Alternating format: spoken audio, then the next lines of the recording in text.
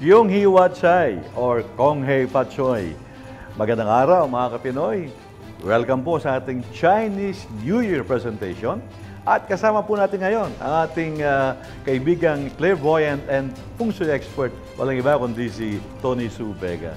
Tony? Kyung Hee Wat Chai. Kyung Hee Wat Chai. Ito, no, dalawang kilala natin pagbabati. No? Yung pag Kyung Hee Wat Chai para sa mga... Sa mga niyan, Fukien. Fukien. Pero pag sinabing Kong Hei Pat Choy... Yan ang mga taga niyan, taga Yongkang, Hong Kong. Hong Kong. Cantonese ito. Canton. Oh, I see. Pero usually, we call it, hindi Canton, we call it Macau. Okay. Okay, matanong ka namin, Tony. Ano ang impluensya ng Year of the Wood Dragon sa ating mga iba't ibang negosyo at sa iba't ibang industriya dito sa Pilipinas particularly? Para klaruhin natin, ang dragon kasi ay may kinalaman sa kaperahan. So, finances yan, money matters, dun lahat yun umiinog. Ngayon, sinasabi nila na yung panahon ay pumapasok, ano ba yung bakit nasa gitna yung star number 3 na rabbit?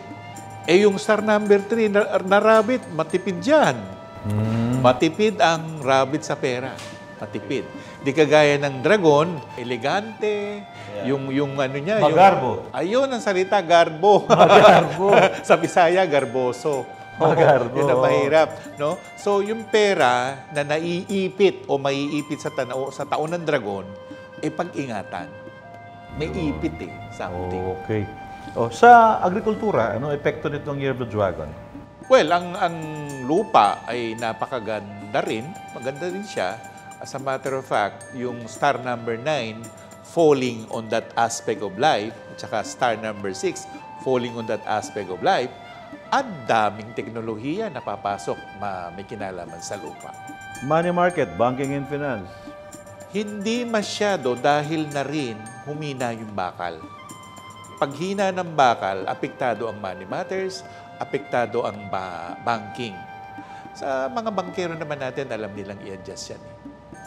So, ang pinaka-the best niyan ay kung medyo gumagano ng ekonomiya, mag-IPO. Mag-IPO. I-offer. What about real estate? Ay, hindi malalaw sa real estate. For all you know, laging nandyan ng real estate. Nandyan. Marami sa ating mga followers and viewers, mga tinatawag nating MSMEs. Ano naman ang magiging kapalaran ng ating mga entrepreneurs na nagninegosyo na kung tawagin natin ay micro, small, and medium enterprise? Well, it is high time for them to use application. Gamitin ang digital marketing. Dahil yan ang mauuso for the next 40 years. May nabasa nga ako na ini-encourage nga na ang mga negosyo, pati AI, dapat i-embrace nila yung di ba, artificial Actually, intelligence. yung isang eskwelahan na nasa Las Piñas, igagawa ako ng application, inaayos na namin. Okay. Pero hindi lang siya all about feng shui. Yung mga negosyong masasabi natin hindi masyadong click for this year, ano ang pwede nating remedyo sa mga yun? Well, sabi ko na nga kanina, mahina ang bakal. So, siguro, manufacturing. Mag-ipon o mag-manufacture nito. At ang logistics actually apektado din. Pero ang travel and industry will be having a great time for the year. Tapos, ang magiging uso ay water industry. Yan yung sinasabi natin ng mga restaurant, mga coffee shop, mga gumagawa ng sabon, ng mantika, ng gatas. Fashion and yung mga parlor. Yun ang ending. Kasi yung water ba yun?